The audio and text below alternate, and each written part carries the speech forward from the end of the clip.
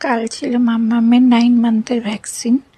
তা মাম্মামকে নিয়ে যাওয়া হয়েছিল কালকে রাজারহাটে, যেখানে মাম্মাম জন্ম নিয়েছিল, Bhagirathi Neotia women and child হসপিটালটাতে।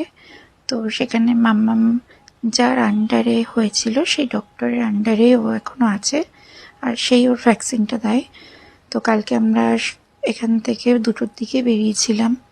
মাম্মামের ভ্যাকসিনের টাইম দিয়েছিল ডক্টর 3টের সময়।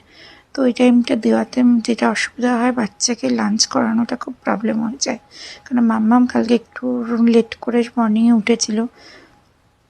তো ওকে লাঞ্চ করাতে পারিনি আমি। ব্রেকফাস্ট করতে করতে 11টা 11:30 বেজে গেছিলো।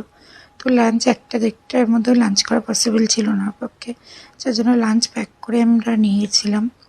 আর এই যে মাম্মাম আমাদের সাথে আগে যখন যেত ভ্যাকসিন নিতে, তখন ঘুমোতে যেত।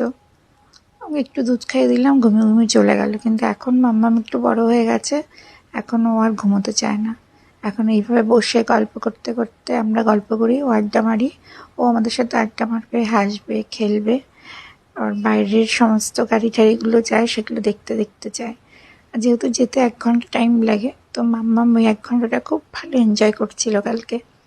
তোমরা সবাই দেখতেই পাবে মাম্মাম কতটা কালকে এনজয় করেছে বাইরে বেরোনোটাকেও, মানে সেটাকেও ঘুরতে যাওয়া ভেবে নিয়েছে, ওর কাছে ওটা ঘোরাই।